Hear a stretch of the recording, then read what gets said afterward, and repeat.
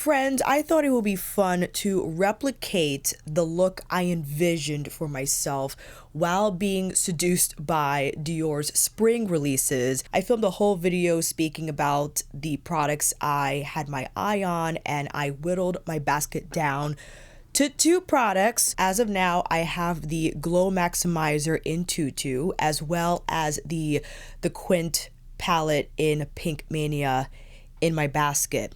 And I thought, you know what will be fun? If I can gather these shades-ish from my collection, not necessarily exclusively from Dior, but from other brands, and see if I can lessen the urge, quell the temptation to spend $71 on this quad and another $42 on a Glow Maximizer that I already have 3 of. The difference between Tutu and Rosy, just from speculation, is I believe Tutu has a gold flip and a pink base, where Rosy is exclusively just this beautiful shimmery pink, right? Lilac I originally had in my basket, but many of you had recommended against buying lilac because that formula supposedly is not the smooth pearl finish found in Rosy and others, but more of like a chunky glittery texture, I think likens to pearl, that I do not have. But I thought, you know what, let me dive back into my own collection,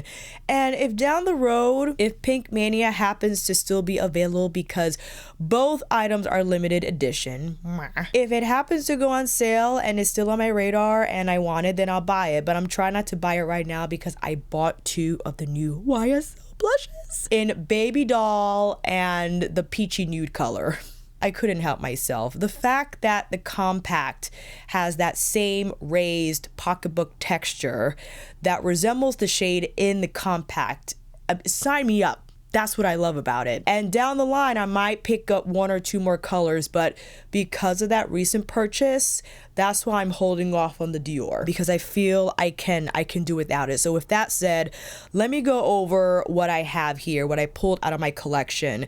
And I have to start this pastel dream look with no other than Mother's Fleur Fantasia. For some reason, when I am enamored by creating a pastel looking whatever, I immediately think of Fleur Fantasia. This is like the cornerstone of all of my potential pastel looks that I decide to create using the makeup in my collection.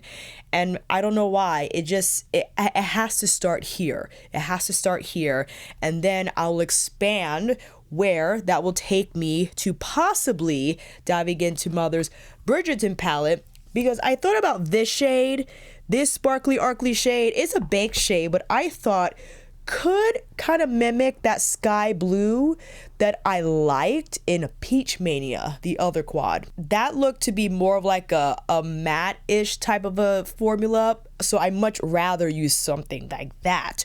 Or if I were to stick to Pinkmania, where it had that mint, the other Bridgerton palette has this mint, but it's more of a shimmer finish, right? But you can still detect that mint color. I also have Natasha's mini pastel here. Unfortunately, this shade is not a baby doll pastel pink, but it does have nice shine, and I think suitable for inner corner highlight or spotlight effect for the lid. I of course had to bring in Natasha's pastel palette in the midi. She does not have a pastel pink in here. She has the lavender, the sky blue. So we got the sky blue, which I think Airy will perform a lot better than that blue in the Dior quad. She has Feather, which is that soft lavender. Tulle is not the same pastel pink. It's that cream to powder formula that is a lot softer on application, but you know, it's okay. And also, well, that's why I brought out Blooming Romance, because Danessa has Crush in here. Crush in the Velvet Pomade as well as the Fix and Shape powder could possibly give us that pastel pink moment, albeit very soft. Here's the Fix and Shape on top, so we can kind of replicate that. But why don't I actually pull up the photo for the shadows as reference? because we have the mint, we have what appears to be a taupe on the lower left-hand corner, and on the right, the rosy peachy brown. I will have to probably get a rosy peachy brown from Remembrance, by Rito's Remembrance, but I do have retro on standby because one of you has suggested retro, and I was like, oh my gosh, genius, because we have Jude. Jude can be this taupe, right, on the lower left-hand corner, and for the rosy brown shade, Nude Mauve. Nude Mauve can be something, although I think what is in the photo was in the quad, might have more of a satin finish, whereas Nude Mauve is a true matte. It's okay, because I have that color somewhere in my collection. And the middle shade, definitely like a cool tone champagne, like a cool tone, what would you categorize that as? Like a topaz? I think kind of, well, I originally said Jude to replace that first shade. I will have to find something for the middle shade. Nevertheless, we'll figure it out. So why don't you come in a little closer so we can start slapping on this makeup, and we'll start with the foundation. That's enough. I applied my Drunk Elephant Lala Retro Cream because it's a sample I received. Will refill it with my CeraVe once that's done. Proceeding with the complexion, mixing Dior's Forever Glow with the Dior Forever Skin Foundation Stick in 3.5N. Mixing these two together gives 3.5N a little bit of the brightness that I need. Now I could go in with stick and follow up with the Forever Glow. I think the best course of action, however, is to mix these beforehand. So I'm scraping off some of the foundation, placing it here on my palette. And with that, I'll squeeze out some of the Forever Glow in shade 3. And that helps to adjust the shade a little bit, because 3.5N on its own appears flat and dull. It doesn't give my complexion much to, there's very little brightening or just distinction going on. And with that said, why I think, and I've mentioned this before, Juju suggested that I mix it with the star filter, which I thought about doing when cocktailing everything. However, when I mix these together, what happens is the star filter not only provides a little bit of that soft sheen effect from the pearl, it does adjust 3.5N where it doesn't appear as flat on my skin. So we love that. And also, I think the influence of the star filter from a texture perspective just finesses the stick a little bit, because the stick is like soft matte, right? Even though it says that it's hydrating, if you have dry skin, I would suggest you prep your face well with this foundation, and careful with how much you put on, because you could put on too much quickly where it will look cakey, in my opinion, especially on areas that can grab texture easily. So what I like to do, that was Sonia's mini buffer, by the way, for the first application.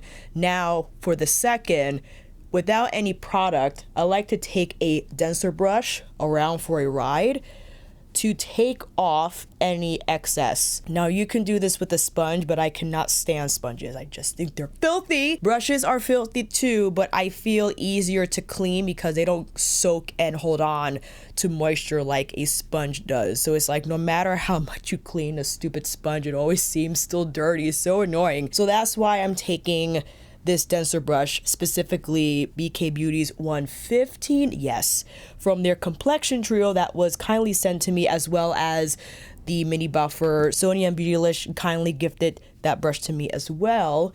Unfortunately, the 115 is not available as a single, but currently only available in the trio. So foundation is on.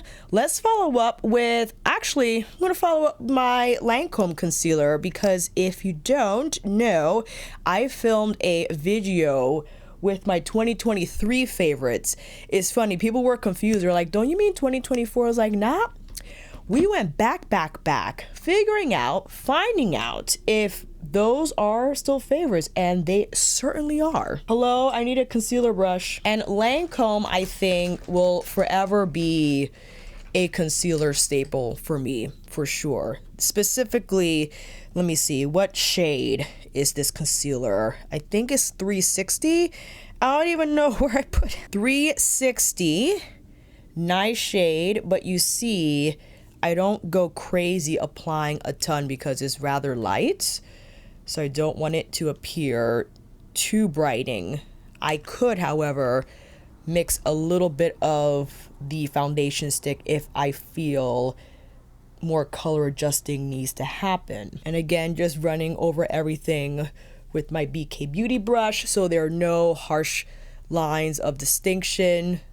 No, I can't even talk right now. Sorry. Okay, going into, look what I found. Look what I found. This Dior bronzer. I forgot I had it, and I had my eye on the upcoming, well, it's available in Europe at the moment, not in the US, which I think is more of a gel bake texture, whereas this is a traditional pressed powder, the Diorskin Mineral Nude Bronze in Wild Earth 02. Let's take a look at what Wild Earth looks like.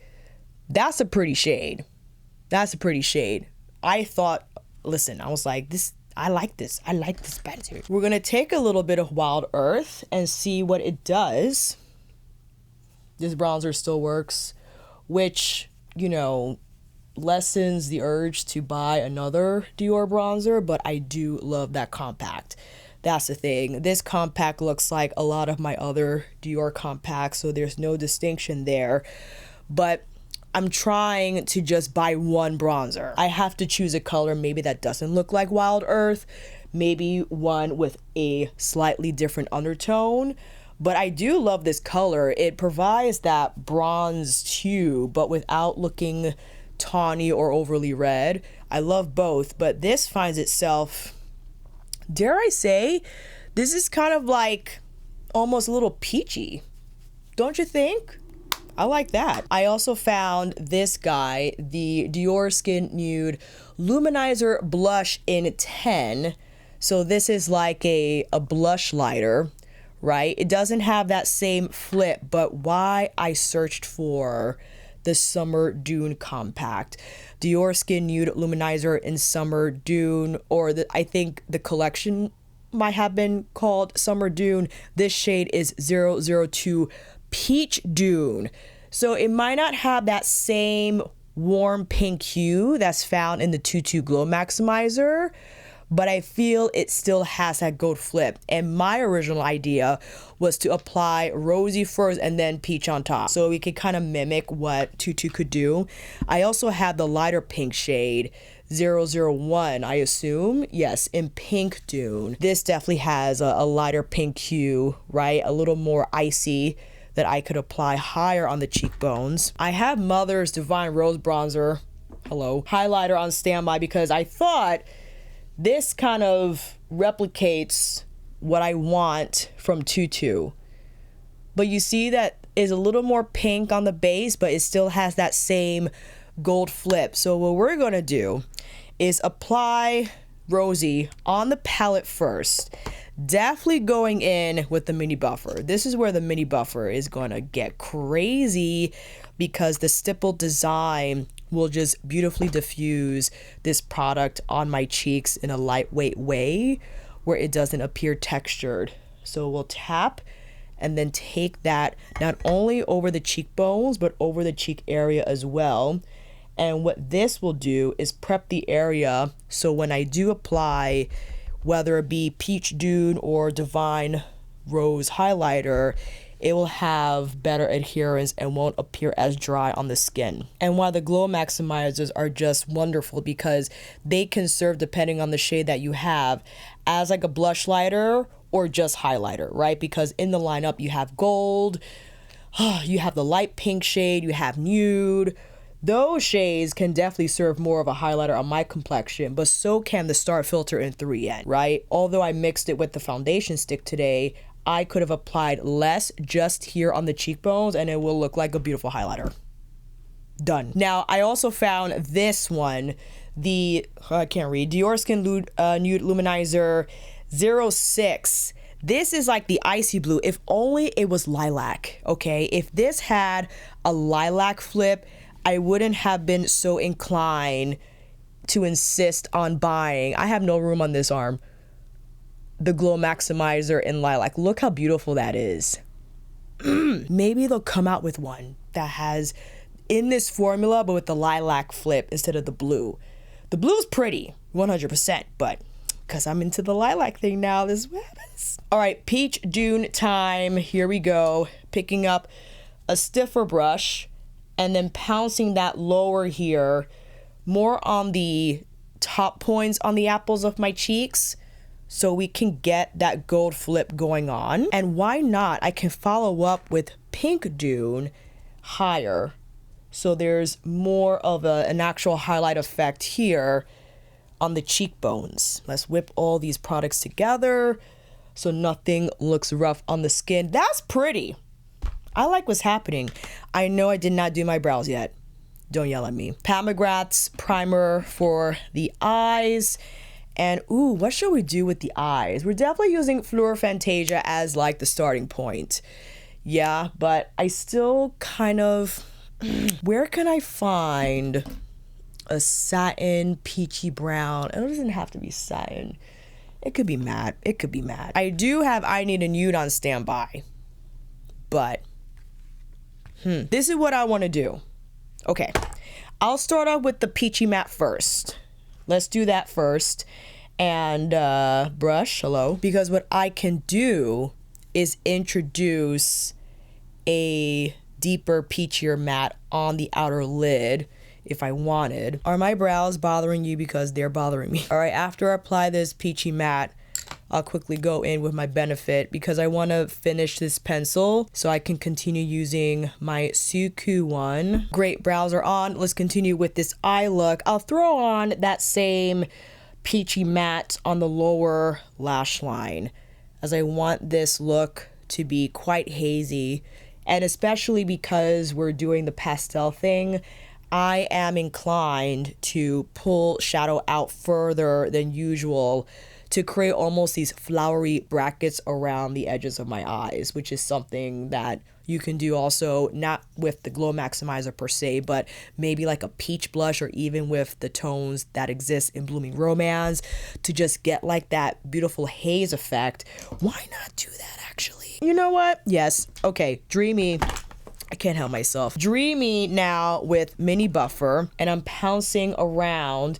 Yes, on top of the highlighter that we just applied is fine. Ooh, I like that. We're doing good. I'm going directly to the inner corner because I think that will kind of influence what I want to do next on the lid. And with that, I'm diving into the Bridgerton palette, the pink one, with that shimmery pastel shade, taking a shader brush and throwing that on the inner corner just like that. This is pretty. I like this. I think the mint in the Dior quad, just judging from swatches that I've seen, probably, does it have the same base of color? I feel it looks more of like an overlay shade, if you will. All right, mint there. Now I want to follow up with like a, let me see here, like that peachy brown. So Vague, this is from I Need a Nude, by the way, just to get a little more coloring on the outer corner. This is not necessary, but again, I'm just trying to mimic what exists in this quad. That's not enough. Oh, okay, hold on. Mini Biba. I feel like Mini Biba could, maybe the cream to powder, because that first shade probably will be a little too much smoke. Because if I'm trying to replicate just by looking at the photo, that lower right hand corner shade is giving. And I'm just building this up because it's a cream to powder formula, which needs building up. It's very sheer on the application. That's not bad. I like what's happening. Now we could follow up with the Topaz on the center of the lid, or let's see what else. The pink. Oh, this stupid pink metallic, or not metallic, the pink matte. I could use Crush, placing Crush, here on like the brow bone area. That's nice. I mean, it's hard to detect that it's there. Maybe if I could do the fix and shape. I'm not entirely sure if this pink matte in the Dior quad will perform better than Crush from Bloomy Room. Not perform better, but will show up more as like a pastel pink. Meh. And also now, what are we gonna do for the lid? I'm just gonna go in with, well, not necessarily Jude. I can do Muse. I can do Delilah. That'll be an interesting combination now that we set this up with like a warm peachy shade and just coming in hot with a cool tone palette. I think Delilah would be in. Do I want to do that? Let me see. I'm going to go in with Muse. I think Muse on the lid is an interesting combination because the overlay quality of the formula allows the peach hue to still show. It doesn't cover it completely.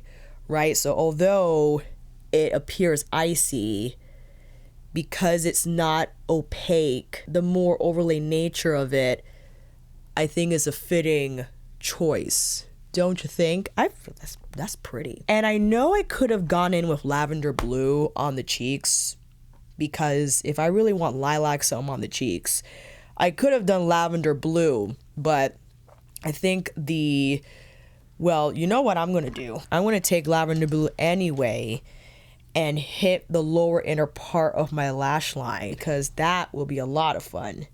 Yes. And for the majority of my lower lash line, I'm thinking now maybe applying the same cream to powder that I did on my outer lid just to complete the look, right? So it doesn't appear as bare here. And I could go in with liner, but I think liner takes away from like that ethereal fairy look, right? Because having just the pastels without the liner, it like expands. I don't know if that makes any sense. It's like the colors are allowed to fly on the lids a little bit, whereas a liner I feel like keeps them anchored, and I don't know if I want to go that route.